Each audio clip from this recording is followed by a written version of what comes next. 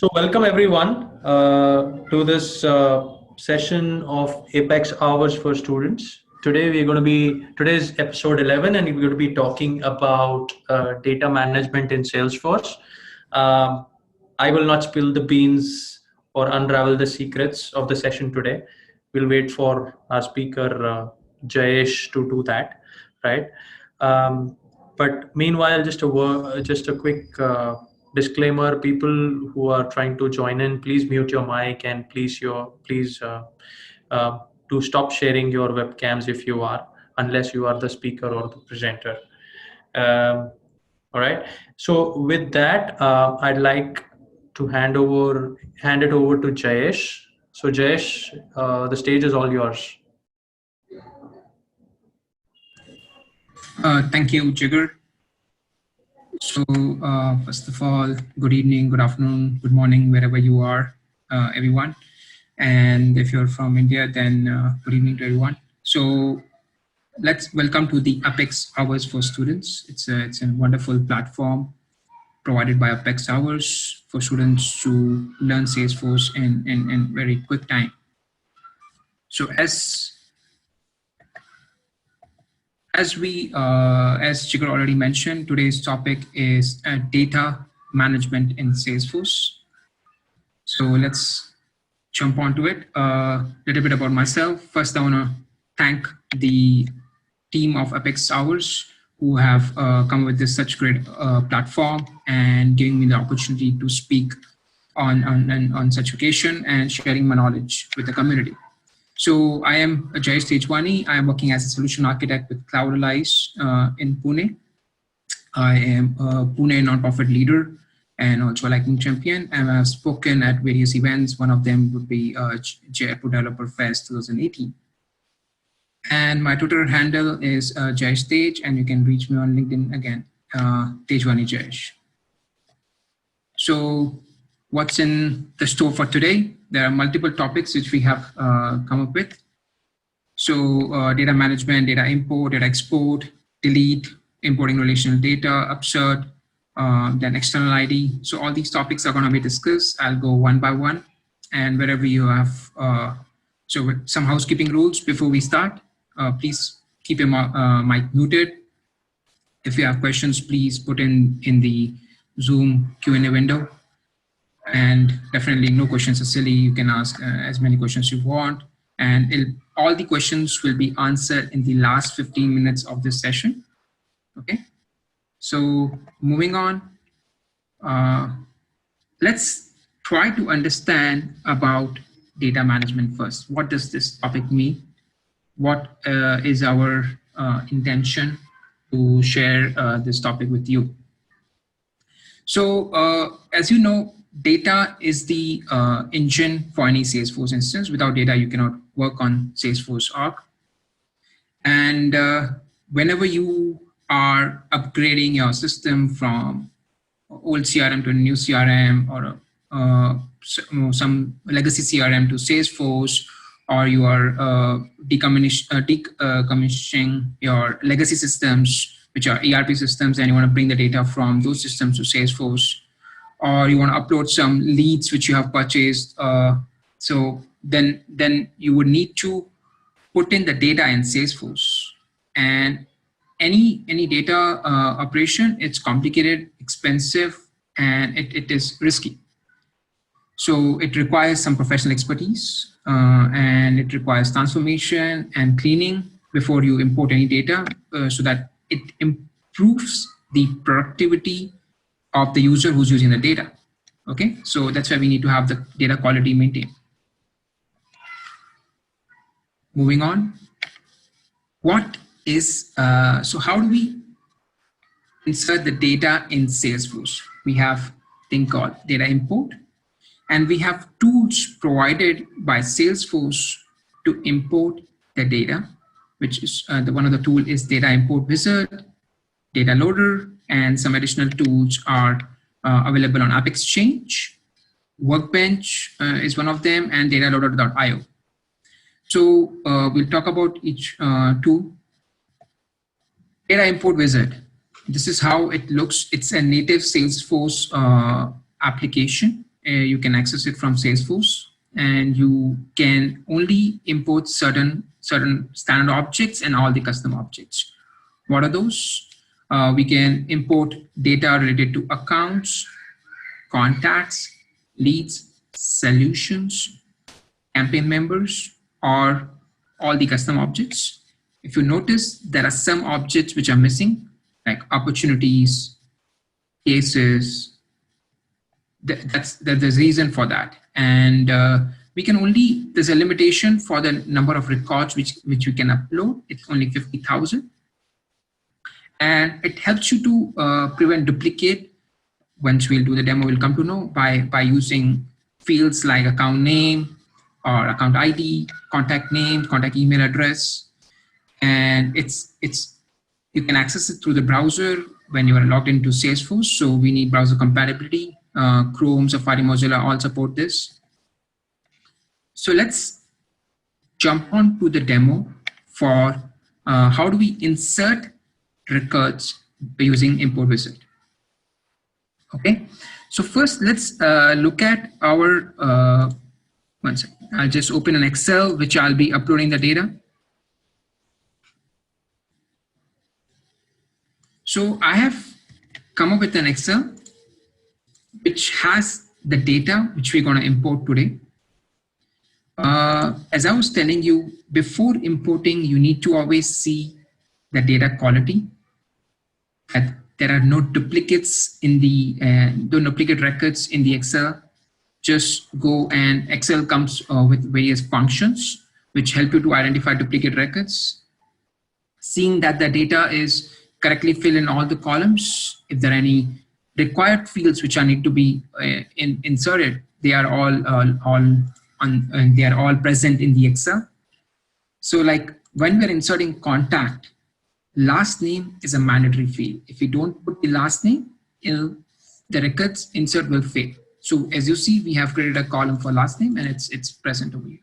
So you need to take care of such things which are really needed before insert. Otherwise the data quality will hamper.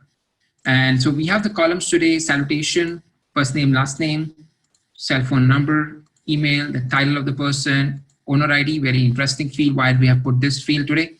And then contact, external ID. Again, this is an interesting field. We'll talk about it a little later as we progress. So let us go to our Salesforce org. And this is one of our Salesforce org, which I have logged in today for the demo. You see this cogwheel, you have to go to setup. As we go to setup, we have to go and search for integrations. We can even type in the setup as import wizard, but I would go through the proper route, which is integrations. In the integrations, as you see, there are various options available for us. Today, we're going to talk about data import wizard. It's a native Salesforce tool, again, provided by Salesforce. So now what do we see here? There is a recent job import. If you have inserted any job recently, we'll be able to see that. Okay, so I had inserted some time back, so I can see, okay, there were 20 contacts inserted. I have the launch wizard button. Before that, it asks you to prepare your data for import, choose a data, edit the mapping, and review and start import. So how we do that? We click on the launch wizard. As you see here, this is how it is presented first. Today, we're going to import all the contacts which we have in the Excel. So we click on accounts and contacts. We click on add new records because we are inserting them for the first time.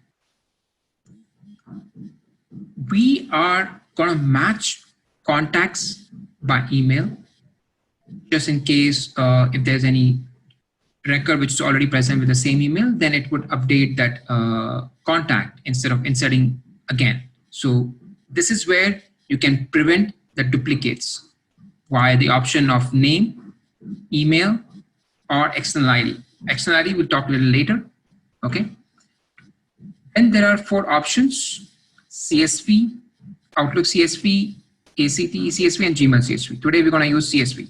So our Excel, which we have prepared, needs to be saved as a comma separated value. When I saved it in my downloads, I saved it as a comma separated value .csv.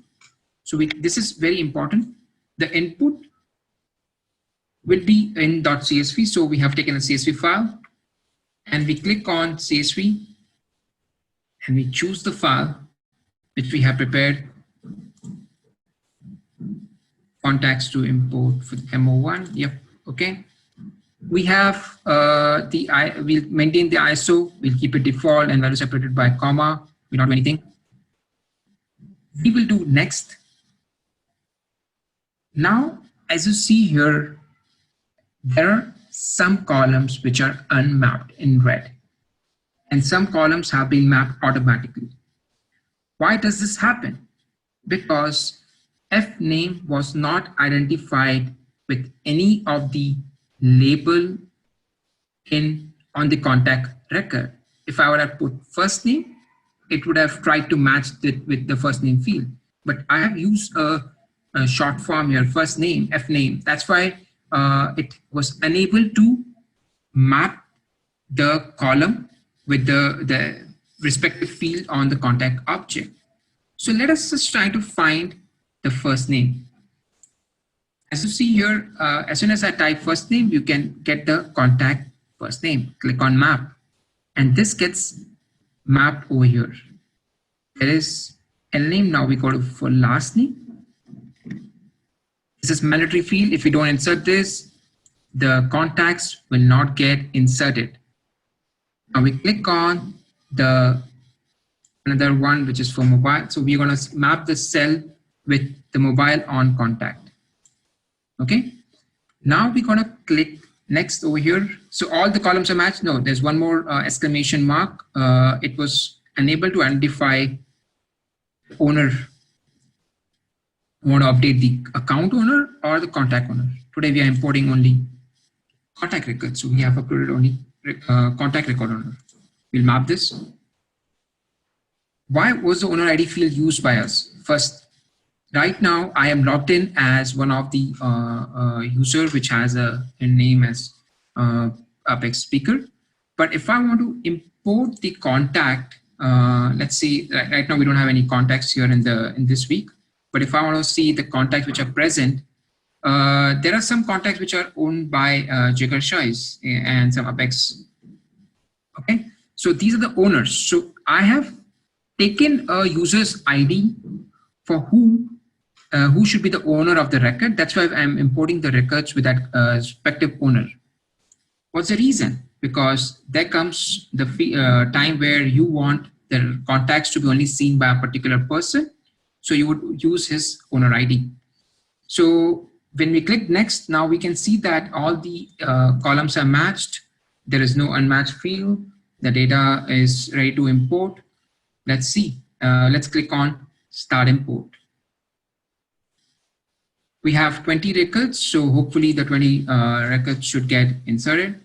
It will take you to a screen which is bulk data job, but it's in Classic. We will not use this for our demonstration purpose. I'll just close this immediately, and I'll go to my bulk data jobs. You have to go to setup and search for bulk data jobs, and you would find bulk data jobs over here. And I'll refresh the screen. Once I refresh this, you can see here, okay, I have the 20 records which were observed by me at 7:45 p.m. have been successfully inserted. Let me just go and check the new this week list view. And as I see, all of my contacts have been inserted successfully. The name is the combination of first name and last name. Okay, account name is blank because we haven't inserted any account for this record today until now. We'll do that later. Title is mentioned here. This is the mobile number, the email, and the contact external ID and the owner. I was talking about the owner. The owner is again Jigar Shah. I've taken the owner ID of Jigar. That's why the owner is Jigar Shah. Okay, so these are the values which we had in the Excel. They have been inserted successfully. So we used data import wizard to insert the data. Let's move on to our presentation. So I'll talk about a record ID for a minute before we go on to another tool, which is a data loader. What is a record ID? When we inserted a record in our Salesforce, in the browser, if you notice this URL, this is the org which we are in. It's showing lightning, then this is the object contact, and it's showing the record ID over here. It's an 18-digit record ID, okay? And it's shown as view. It's a view because we are looking at the record detail page. When we go and look at this ID, it is a unique ID which is given to this record as soon as the record was inserted. Okay, Salesforce gives this ID automatically, and it's identifying this record uniquely. So it's a unique identifier of a record. It's a primary key, and it auto-generated for every record which was inserted, and it's non-sequential. What are the first three characters of the ID showing? It shows the object which it belongs to. As I say, as you can see here, contacts is 001. Oh, sorry, accounts is 001, contacts is 003, leads is 00Q. In our example right now, we are on the contact record, and we can see the first three characters are 003. So it's a contact record we can identify here. So these are things, and these prefixes will never change for any object. But what exactly this 18-digit mean? It comes in two formats. So we can obtain this ID via the URL which I just now showed you, via the report, or we can query it via data loader. You'll come to know soon. We have the the IDs in two formats: 15-digit and 18-digit. Okay, 15-digit. If I go to the record without this first three characters and just remove this, and I click on, it'll still go to the record and automatically append the last three characters. But it would accept, and it would allow you to go to the contact record directly using the ID. In Classic, when you used to do that, we used to just put the ID and we used to go to the record. Even in Lightning, you can do that. But what is the 18-digit? Is that there are the last three digits of it. It's a checksum, which is the capitalization of the first 15 characters. And how do you come to an 18-digit from a 15-digit? We can see over here, there's an algorithm where we need to segregate this 15 digits into three sections, which is, let's say we have an ID, which is over here, this one, okay? This ID has to be segregated into three sections, which we can see in the image over here. Any ID, it's going into three sections. Once we split this, we reverse the order.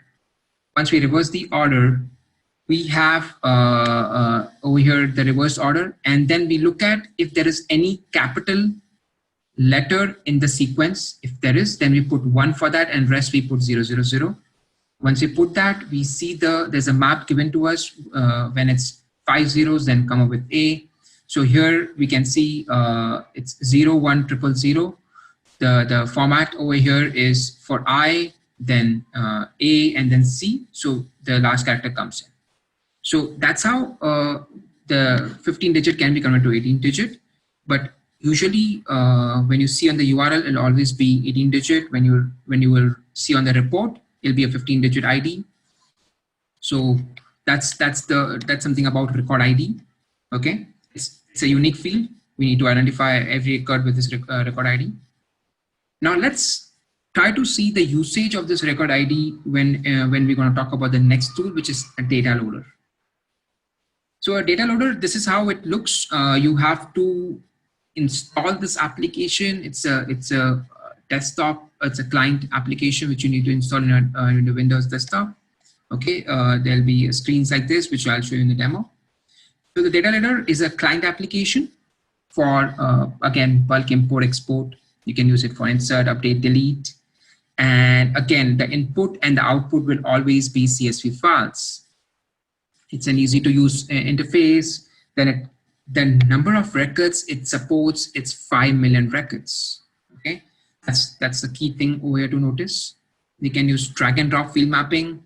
It supports all the objects. There's no exceptions over here, and it gives you success files and error log files. Okay, and it again supports for Windows and Mac. So now let's look at the demo for updating the records using Dataloader. Now, how do we first download the Dataloader in our system? Okay, because I can see I have already downloaded Dataloader in my system when I search, and Dataloader is already present. But how did I download this? So you have to go to Setup again. In the data, you can see. 1 second. I can just type Dataloader. Okay, it's an integration again. Sorry. So we go to integrations. You go to Dataloader, and when you click on it, it'll give you two options. It'll give you talk about the instructions to install in your Windows or Mac machine, and then it'll give you a zip file to download. Okay, so let's look at the instructions. It says how do we install in Dataloader? It gives the instructions, 6 steps. And you have to install this JDK. You have to install the zip file, extract it, and click on the install.bat file and install on your machine. So there are simple steps to follow, which you can follow from here on this help article, which is there on the second link, and then you can install on your machine. So I've already installed it because of the time. Let's look at how do we use this. So I'll go to some contacts which I've already created, which were already present in the machine, in the org. So there are some orgs some contacts which are already present. I'm going to update them today. So let's look at the Excel which I'm going to use for updating.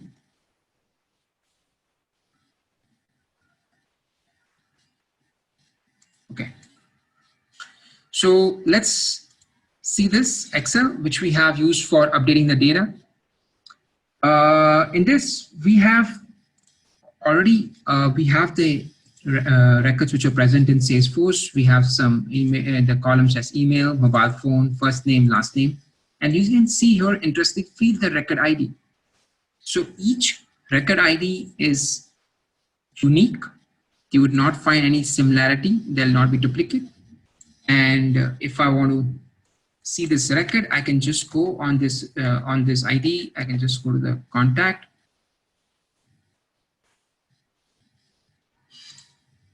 Just click this and put the ID, and I can paste the ID over here, and I can see the record will be opened up for me, which will be Andy Young. Okay, so the record ID belongs to Andy Young, which we can see this. Okay, so now what we're going to update is we're going to update Andy's email ID. Earlier it was jayesh@gmail.com. I'll show you that, and I'm updating it to amit.salesforce21. And then there is a user called Jake. It doesn't have an email ID and phone number. Then there's a user called Arthur. His last name was Song. I'm updating it to Young. So let's again verify this. We go to our contacts. We go to the all contacts list view and see if these guys already exist in the system. Andy exists. His email ID is Jayesh.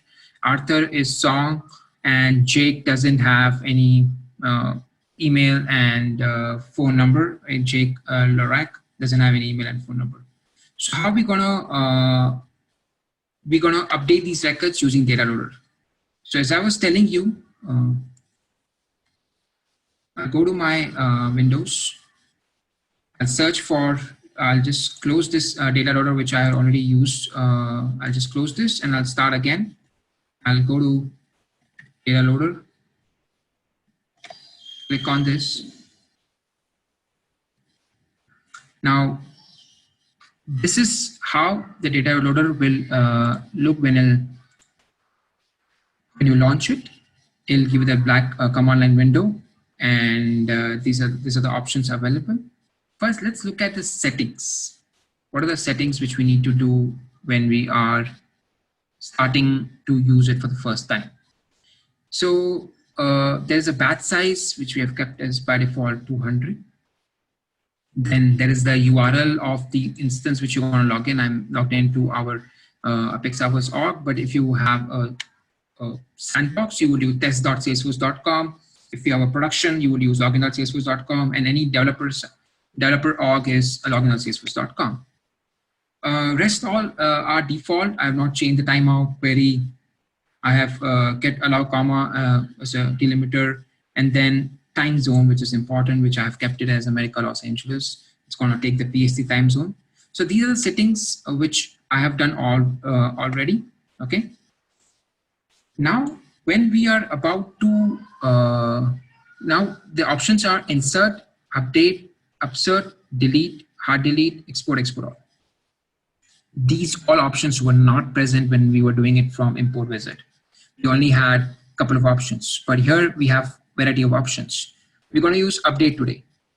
We're going to talk about delete and hard delete later, export, export all. So let's click on update. Okay. It'll ask you to log in via two options, which is OAuth or password authentication. Okay. What do you mean by OAuth? OAuth will give you the screen, which I showed you in the screenshot. It will give you the screen same as your login.salesforce.com when you go for the first time.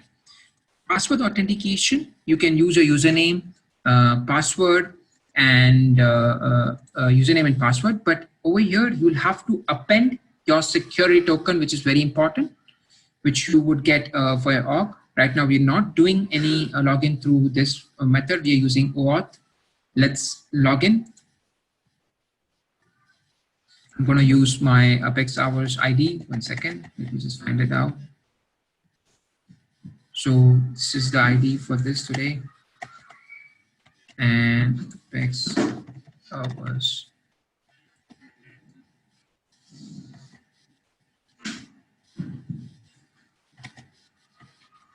So it asks us to allow us to go to the next screen. And when we do that, it is login successful. It chooses to go next. Okay. Then you can select the object as contact. We're gonna use contact today to update. And we have the will ask us to choose which file you want to choose. So I'm going to use update demo 2 and click next.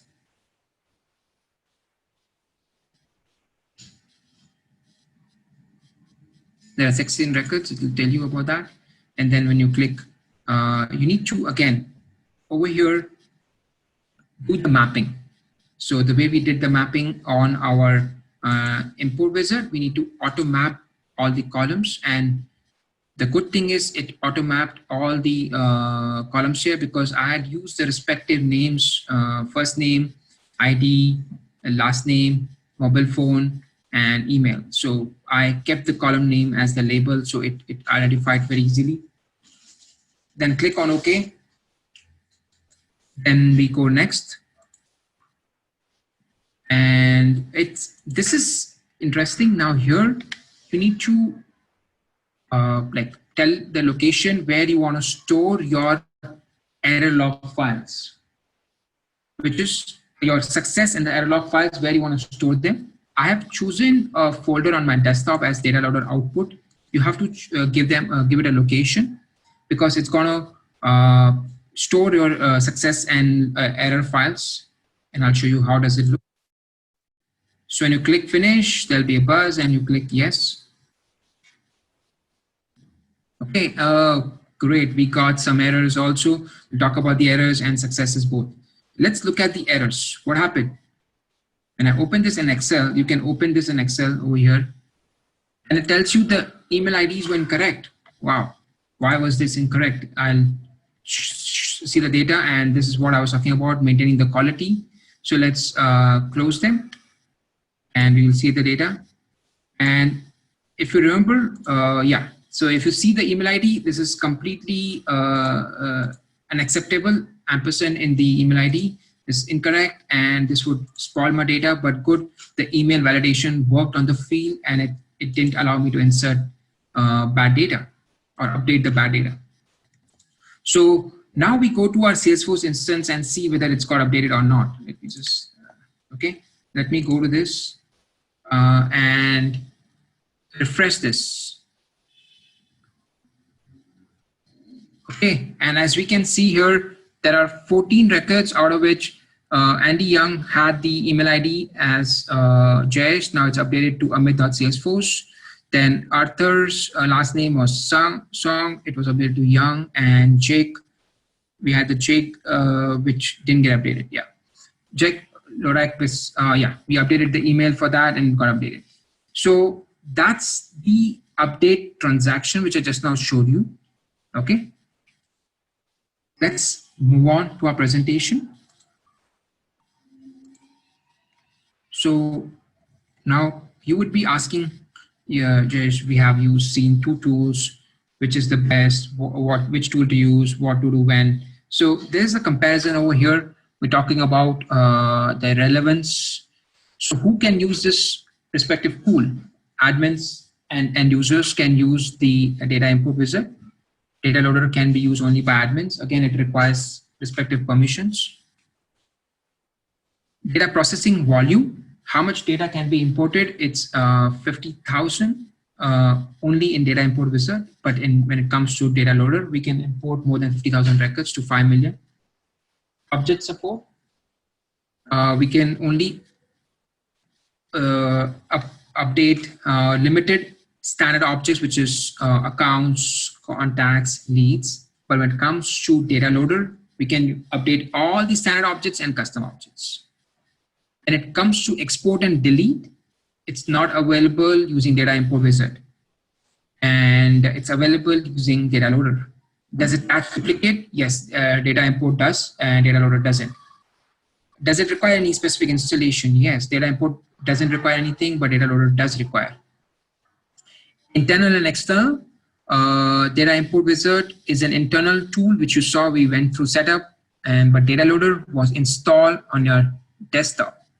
APIs, no, it doesn't use any API, but data loader was using SOAP and bulk data API. We'll talk about them later, but primarily right now we updated the data using SOAP API. Bulk only comes in when we check the checkbox as bulk API in the backend.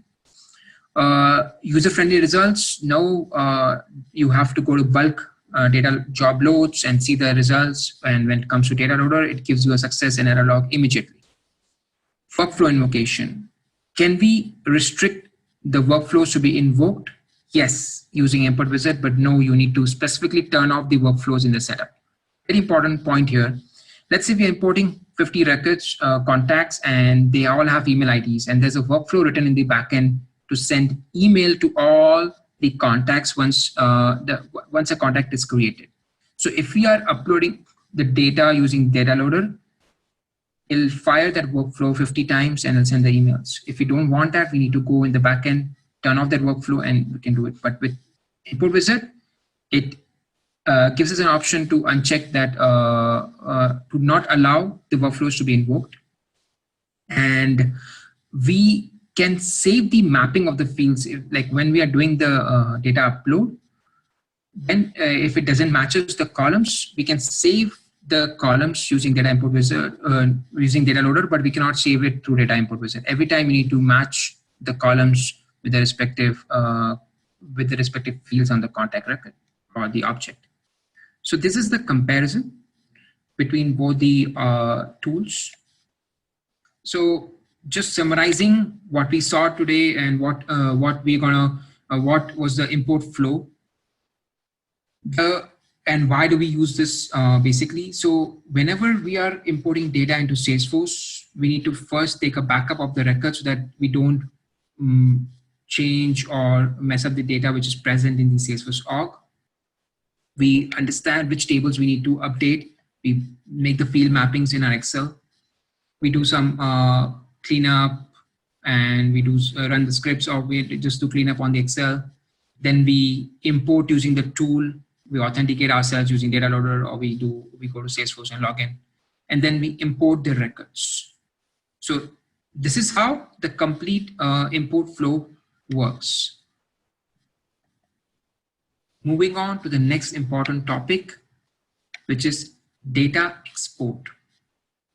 Now again, we have here three options: data export wizard, data loader, and Salesforce reports. Why do we need to export the data? Let's first understand that.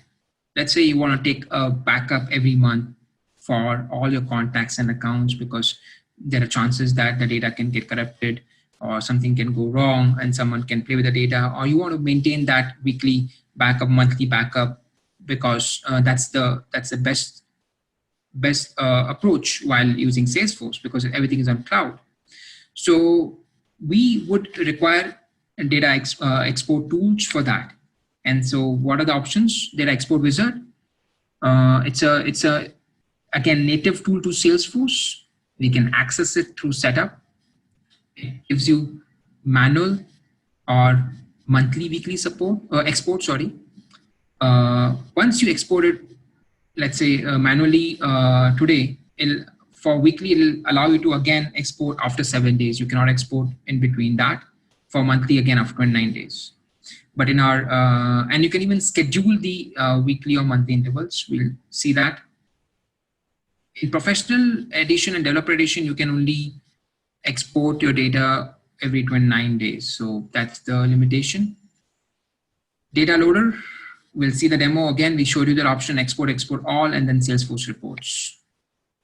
Okay, so let's jump on to the demo. I'm going to go to my Salesforce instance and I'm going to go to setup.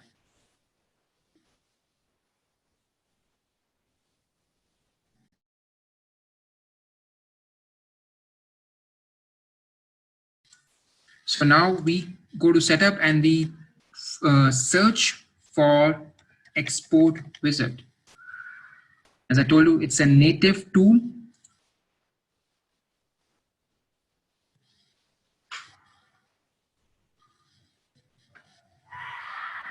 Okay, here we have two options: export now or schedule the export. So if I click on schedule, I'll just show you that we can schedule this. Like if we are scheduling, we can have the option to include images, attachments, and we can schedule on a particular date, which is 1st of every month, or first Sunday, first Monday of every month. We have the start date, end date, how many months you want to continue doing this, and the start date and time is mentioned over here. And you can select the objects, which objects you want to export. If you see there, all the objects in the system, the standard and the custom will be available here. And there's a checkbox of include all data. If you do this, it'll export all the data and it'll send the data over email. Let's look at the export now option. If you click on export now, we have the option as, again, include images, include Salesforce files, and carry return with spaces. And then there's a button called start export. Then we have the option of which object you want to export, again, the way we showed you earlier. Include all the data, or you have specific object which you can choose. So I had done the export some time back, so I'll show you what does the output look like. So once you click on this and you start export, an email will be sent to your email ID, and it'll contain respective files. I'll just take you to one of the exports. So all the files, I had chosen the attachments, content version, documents, everything came in, and then I chosen account object, all the objects. So all the objects came in. So I have exported this. I'll show you. So whatever fields are present, all those fields on the account object were exported, and the data was exported, and it's present with me right now. So this is the option where you don't have to worry about which field, you don't have to worry about which data. All the records created until now will be exported and will be sent to you over email. So just for this time, saving the time, I have just exported this. It comes as a zip file. I extracted that, and I can see all the objects which were present in the org have been exported. So that's the data export wizard, which will that's how it works. Now we move to the other one, which is data loader. This is the data loader tool. We had done some updates. Now we'll use the option of export. And what does it export all mean? It'll allow you to export any deleted records also. So right now we haven't deleted anything, so we'll not get anything. But let's first click on export. I'll talk about export a little later.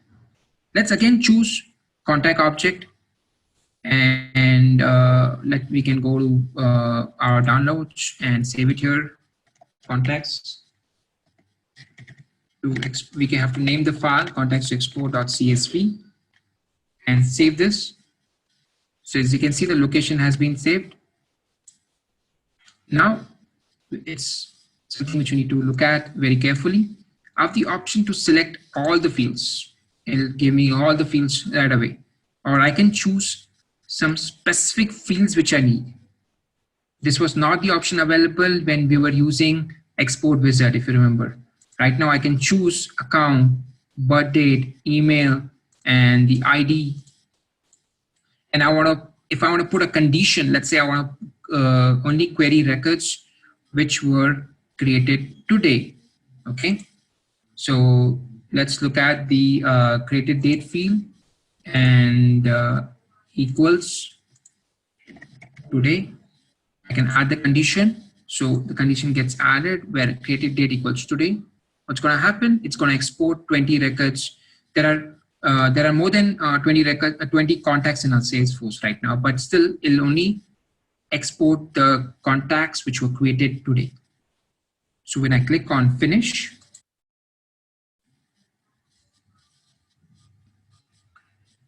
all the records have been exported. It gives you a view that you can click on the view extraction and open Excel, and you'll come, and Excel opens up for you. So when you can go here and see this, the emails which were inserted today and the IDs of the records were exported. There was no birth date and account ID for those records. That's why it came blank. So this was our export through Dataloader. There's one more option we can use is Salesforce reports I was talking about. I'll just show you quickly. We go to the reports tab in our org, and whichever reports we have created today, created before, we can click on that report and just click on all accounts. So we have a accounts report, all accounts. So let's go to that. And then we can click on the drop down here, and you can see there's an option called export. When we click on this export, it gives us an option of as a .xls or as a CSV, and with some options. So we click the formatted report format and export this. But if you see, the report was already created by us, and we had specified some columns, and all those columns, all those records were present here, and there was some filter put in, and only those records were exported. So when I click on this export file, it'll show me all the accounts in the same format which you can see here, and they're all being exported. So this is the export through the reports. So continuing in our presentation, let's look at the options which we have. So now we have three options, as I was telling you: data export wizard, data loader, and report again. Which tools to use? We can just quickly go through and understand. These tools are available for admins. All the tools are available for admins, but end users, only specific tools can be used by end users. Data loader again requires permissions on the object, API connection, API permissions, then only a person can use data loader. So that's why I mentioned that admins only can use data loader. Objects, we can export any object.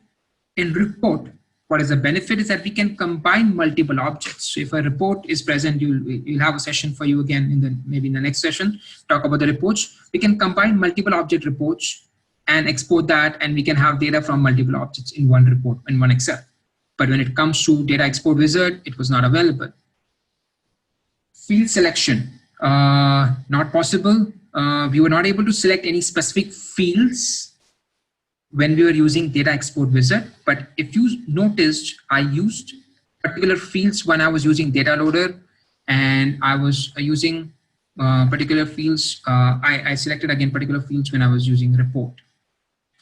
With the conditions, not available in Data Export Wizard, but available in Dataloader and report. Images and documents, yes, we can export that with the object. Again, this you need to export this separately. There's a limited support. Not every file can be exported using report. Installation, it doesn't require any installation. Yes, it requires installation. Report doesn't require installation. Internal, data export and reports are internal, but data loader is external. APIs, no, we have only APIs available in the data loader. So this was about the export. I showed you the demo also. Now let's talk about something which is delete. Okay. So what is the delete operation in Salesforce? There are two options, which is soft delete and hard delete. The option export all will bring all your soft deleted records from recycle bin. There's a recycle bin which stores a record. So when you delete a record, just by going, if I go to the record right now and I click on this, and I can delete this record immediately. If I delete this record, Ashley James, this, okay, okay, I can't, maybe because of it's associated with a case. So let me just take another record.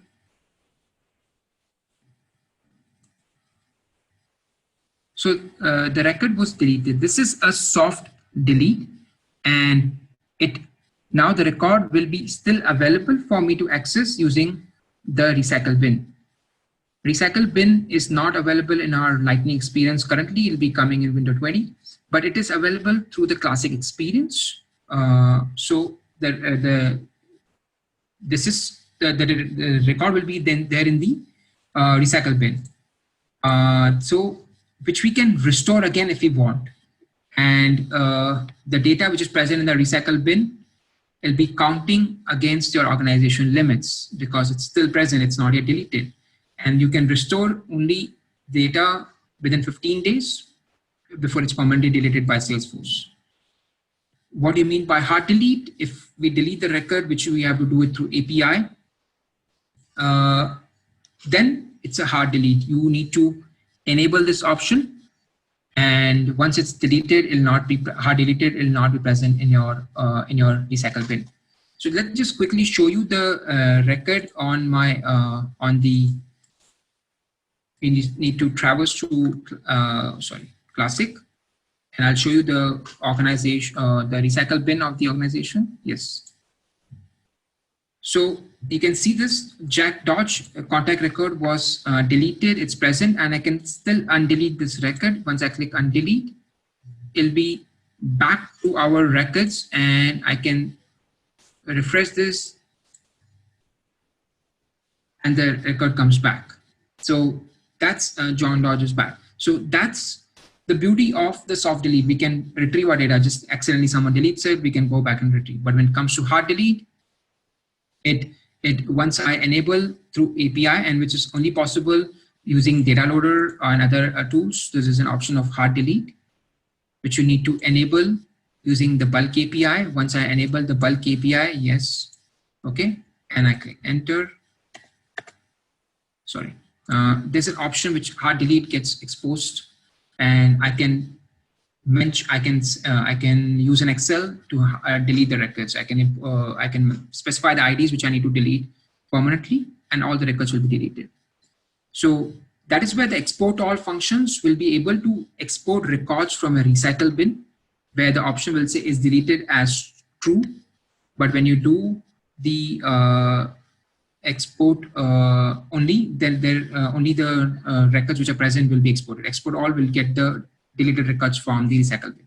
That's the difference between export and export all. So that's about 1 second, just moving on. Just give me 1 second.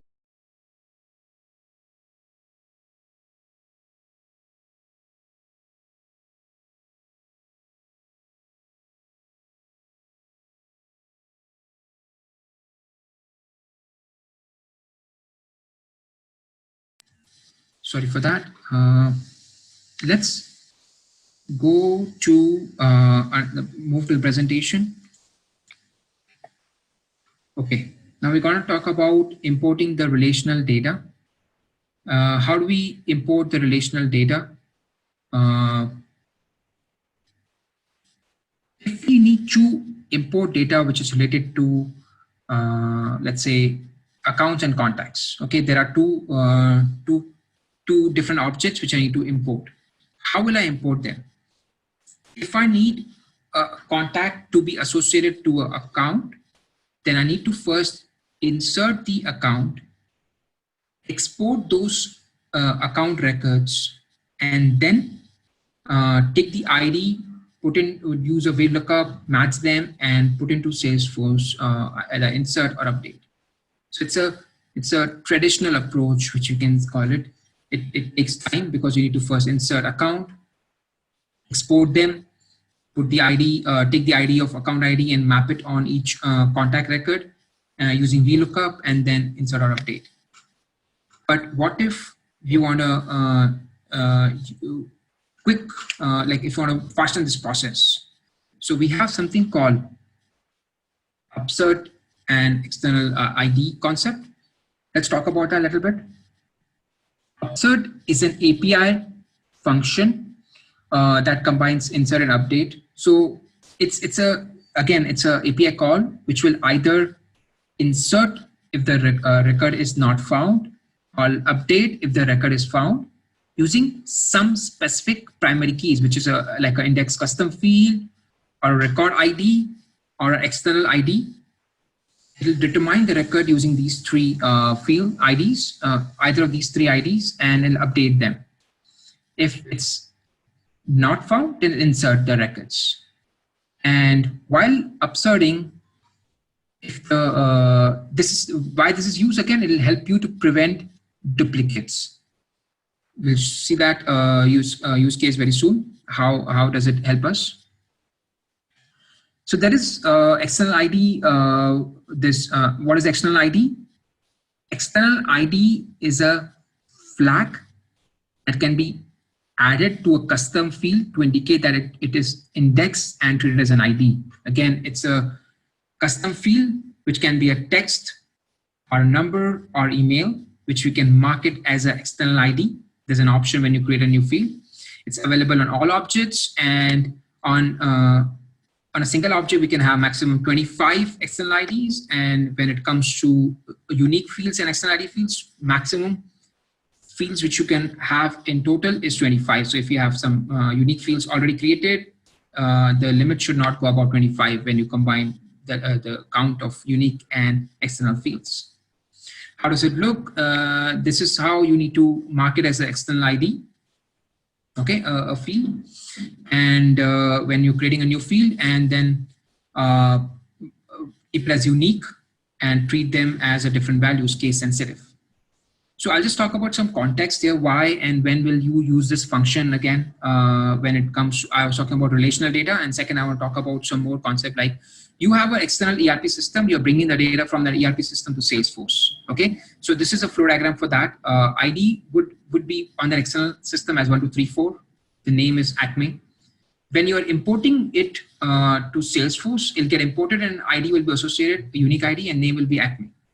And if I need to update this record again, I need to have the Salesforce ID with me, otherwise I'll not be able to update. So using the external, I need to store the Salesforce ID in an external system to always keep it in sync. And if I use this new concept, which is external ID, then I don't need to worry about the Salesforce ID record. I can store this external ID, which is a primary key in some other system, store it in our Salesforce database as an ERP external ID 1, 2, 3, 4. And whenever I'm doing an upsert, it would find a record with this ID and update instead of it'll update or insert if it finds the ID. So as I was telling you, it's upsearch using the ID. If it's multiple matches are found, then it'll give an error. If it's one match, then it'll update the record. If it's no match, it's create a new record. So let's look at the demo quickly because we're running out of the time. So we have, I don't know, take this one, sorry. Accounts data. Okay. So we have some accounts which we have given external ID as 101, which we're going to import first time. And then we have a date field associated to this account. Let's import all these accounts first in our database. Let's see if they get imported easily. So first we're going to insert all these records using Dataloader. Okay. Allow.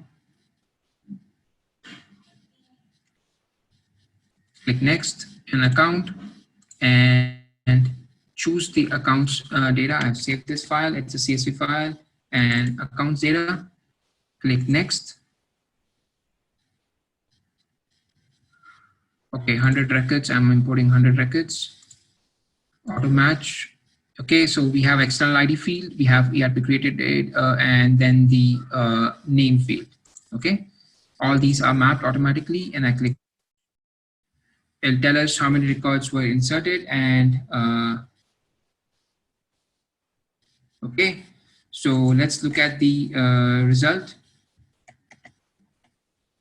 Go to our Salesforce. Okay, so new accounts were inserted, and as you can see, with the external ID as 1001 and the owner as the Apex speaker, and the name is there, Utah University. So we have the Excel which was having the data, Utah University, and the account external ID was 1001, and the date was 1st August. So it was inserted. So let's look at this record, and if it should be present here, yeah, it's there. The data is there, and the date is being present. The ERP created date is there. Okay, cool. So now, if I want to associate a contact with this object, with this account record, what I need to do, I need to have the account ID in the field. So let's look at the contacts which I need to import. Okay, so I'm importing these contacts, which are again 20, 25, 24 contacts which I have, and I have specified the name which it belongs to. And if you see here, I've not mentioned the account ID, but I've used an external ID field here. So if it was a traditional approach, I would have to get the IDs of all these accounts. I would have to do VLOOKUP, put the ID over here, and then map it and insert it. But because of the external ID, I don't have to do anything like this. I just have to mention the external ID of the account record. So we know that Utah University is 1001. And this, because this is a traditional data, which I have got from my ERP system. So each contact was associated to this specific account. So we know that. We know the external ID also because that was the mapping done in the ERP system. I don't have to do any processing in this Excel. I go to the Salesforce, I click, Dataloader. I click on Upsert. Very important. Okay. So now this is the Excel file, accounts to import, contacts to import. I click on contact and I choose the contacts to import, CSV, and then we have the option 24 records. Okay. It's asking us, do you have these contacts already present in the system? Then if yes, then which field you want to use? I have not mentioned any external ID field here for contact. So basically it's going to create a new field. It doesn't matter if I choose this. I have the option again for account as account external ID. Okay. I click next and I auto match. So email got matched. I have to match the account external ID with account external ID field. Then an email got matched. I need to get the phone number, mobile.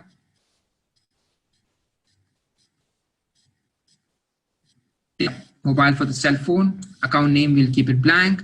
And the first name and last name again is missing. So we need to just map this. First name and then the last name. So all these, I can save this mapping. As I was talking about the mapping, we can save this in our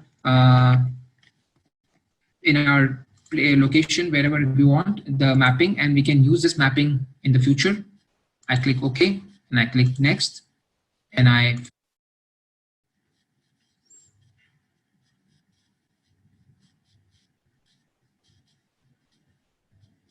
all right, all of them failed. Something has went wrong. Yeah. So there's some processing which failed. Okay, so it failed to insert the records. This is because of some, okay, for an external ID found, which is an entity account. Yeah. So something went wrong while the insert. It was working before the demo. I don't know what happened with the file. So because, again, all of them failed, now the records would not be inserted. But let's say I am going to my contact record. Let me just go to a contact record. And I'm going here and I'm editing the external ID field over here. It would be present on the contact as account external ID. No, it will not be present here. So I have to associate that record through the this. So yeah, I'll have to prepare the Excel again. But as I was trying to tell you, it would automatically map the records to the account, and it'll associate the contacts with the respective account. So that was the demo which I was trying to show, but sorry, it failed for some reason. Maybe invalid field. Okay, let me just try one last time and see if it's working. Contact, browse again, and let's just see that.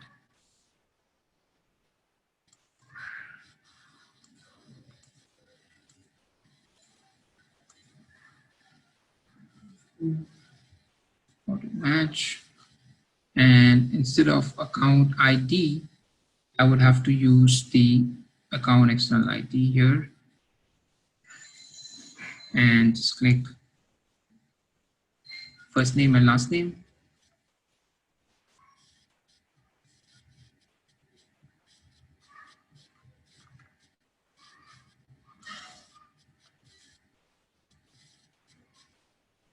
And click OK. Yeah.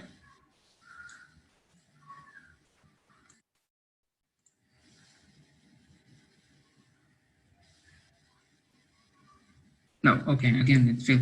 So I'll maybe after the question answer session, I'll try to show this demo again. But this is what I wanted to show you with the external ID. There's some benefits, which is, again, you don't have to know the Salesforce IDs. It'll automatically map the records, okay? And it'll help you prevent duplicates. It'll require fewer APIs, and yeah, it's very convenient when it comes to integrations between two systems. I try to show you. So some considerations I'll quickly walk through. We need to have the summary of the import order taken care. When we're importing the data, we have to first insert the parent records, then we insert the contact record, then the second one, the child records. If something goes wrong, we can use the mass delete, and we need to turn off the workflows and validation rules whenever we are inserting the data if we don't want to trigger them. Again, when you're using a pick list and multi-select pick list, it'll take the default values. And when we are having the multi-select pick list in our Excel, we need to separate it by via semicolon. If there are checkboxes, we need to use 1 or 0. Default values will be automatically mapped for pick list. We don't have to mention them in the Excel. Again, it'll automatically pick up those records for any new record. Date and time fields were very critical. You need to maintain the, it'll be inserted as per the locale setting. If it's PST, it'll insert in the PST time zone or GMT time zone based on the locale setting which you have for the user. Formula fields you don't need to insert or import because they are getting automatically calculated. Best practices, you need to back up your data and always make the external IDs as unique. Okay, so because of the time, we'll not move to the use case. We'll directly move on to the trailhead.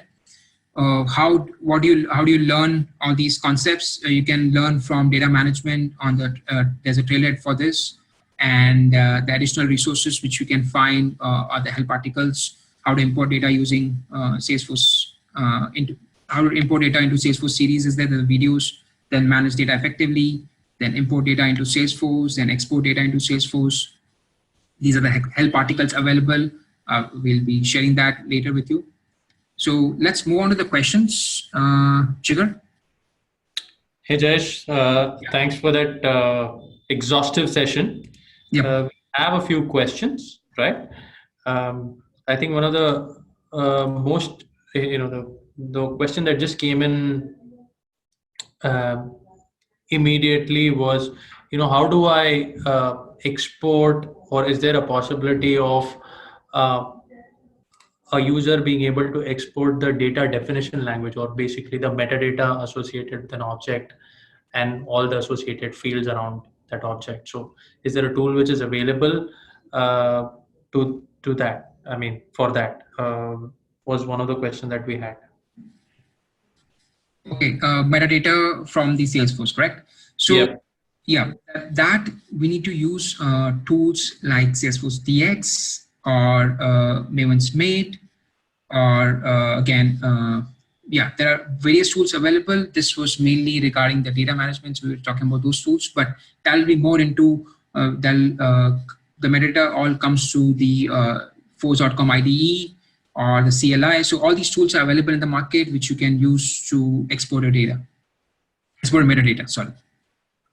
Yeah, and to add to that, of course, you can also try looking at Workbench. So Workbench is a great tool, right? So that's one thing, and I believe Amit has posted a link as to how you can use VS Code to export get a dump of your metadata for your objects and fields. So you can check out that link, which is available, which is just posted by Amit Chaudhary in the chat window. Meanwhile, I'll move over to the next question. So there was this question which talked about if there is a difference in the record IDs that are used or created on the Salesforce org versus the ones that are used in Dataloader.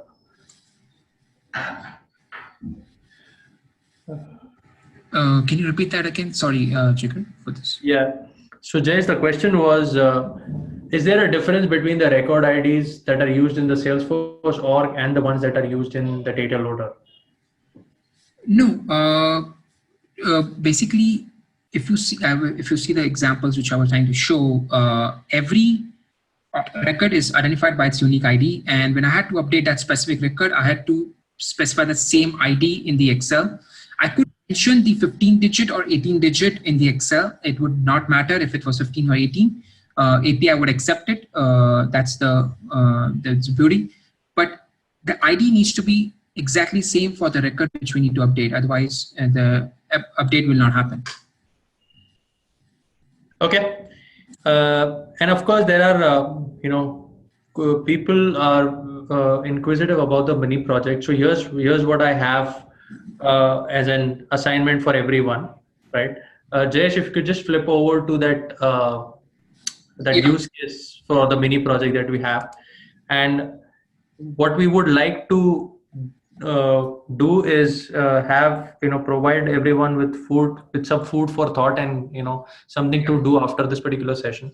So Jayesh, if you can just walk everyone through this particular use case, and I would urge everyone to go out and try this on your developer orgs. Of course, you may not have the files for accounts and invoices, and you can just create those based on the respective data model. But yeah, Jayesh will walk us through the use case, and then you can try this out as an extension to this session, so that you are more hands-on with the concept of data management and how you can really upload data from Salesforce. Okay, sure. So as you can see on the screen, it talks about the use case, which is it's a good example which you can try it out at home, as Jigar said. So there's a corporation, ABC Corporation is a dummy company. Okay, they have their data in a legacy system which they are bringing in. Okay, and the finance. So I'll just read out. So offers computer hardware and support services to the clients. ABC Corporation has chosen Salesforce.com as a platform of choice in order to help them effectively to manage their day-to-day operations and achieve their desired business goals. So the finance department wants the of ABC Corporation is in need for a bespoke solution to help them manage and end-to-end invoicing and payments processing of their customers. So they have about a couple of customers, and they are associated with legacy invoices. They need to bring this to Salesforce from a legacy system, which is Desire, and we need to perform this example using the external ID concept, which we discussed, and you need to use upsert and external ID feature. So let's say you have 100 accounts and 100 invoices, which you need to insert for all those accounts. So how would you insert those accounts in Salesforce without using the account ID? That's the key principle. And if you can, that will be your example. That will be your homework for today. If you can go and practice and then put in your however you will solve it. And if there's any problem, we can help you out with that. Right, and you can try this out and post your questions on our YouTube channel, and we will try to answer them as to the best of our ability and help you resolve. For people who are just trying to, I think there are a few questions on the chat window, and I'll just quickly clarify them. So bespoke solution is nothing but a custom developed solution, right? A custom solution. It's not something that is readily out of the box. So Amit, that was answer to your question. Now quickly moving over to Jayesh, people were curious when you showed data loader. They were curious as to why the hard delete option is not enabled. So if you can just throw some light on that and help everyone understand why the hard delete, or when does the hard delete option become truly available? You can just show that. Yes, I'll again, let me just show that again. Let me know if you can see the data loader screen. So I am in settings. It is only available when you choose the bulk API option. If you uncheck this and save this, the hard delete will get disabled. So this is that it works only during through bulk API. If you want to use hard delete, if it's unchecked, it'll be disabled. Yeah. And just to add to what Jayesh just said, bulk API is so Salesforce provides you with a lot of different APIs.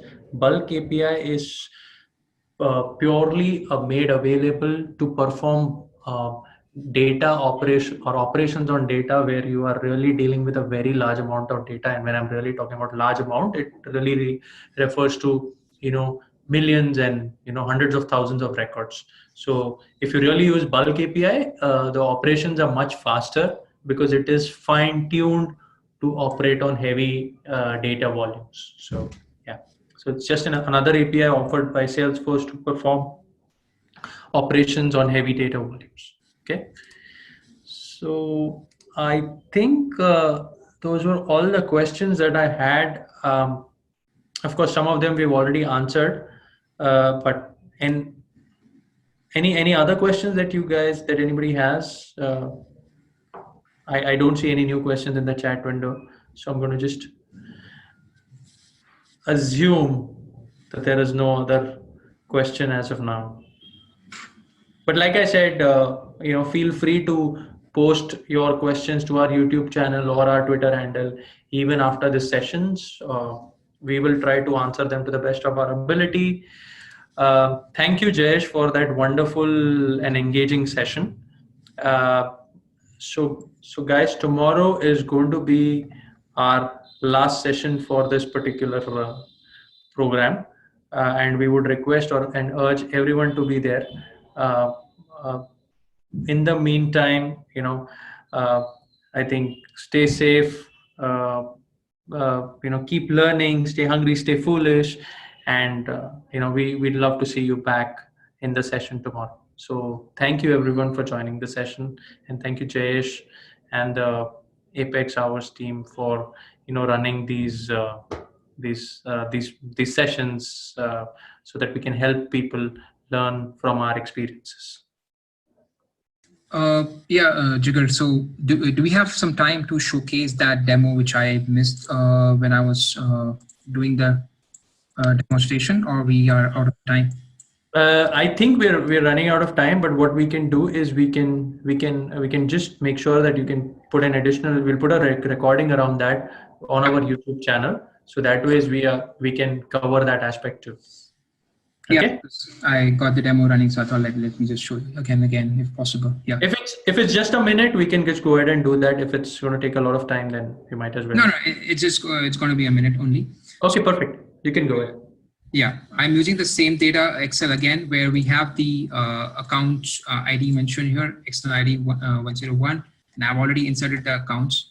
When I click on insert and go to choose the contacts and choose the file as the contacts to import, and okay, yep.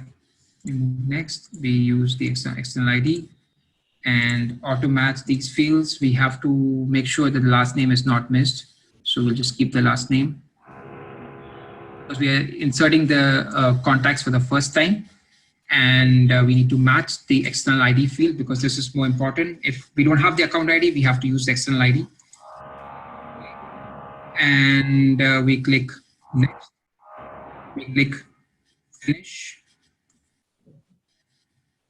Okay, so all of them were successfully inserted. So let's look at the contacts. Contact was inserted with its respective account. It was automatically mapped.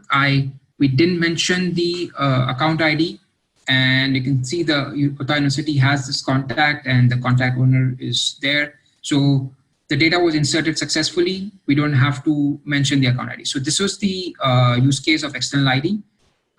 Which you can do in your dummy, the use case which we have shared with you for ABC Corporation. That'll really help you. So that's it with the demo.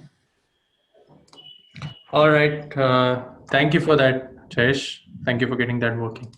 All right. Thank you, everyone, for joining the session today, and we'll be back tomorrow. Please don't miss out the session tomorrow. Tomorrow's going to be our last session. So please do join in. Thank you once again, and we look forward to seeing you again. Bye-bye.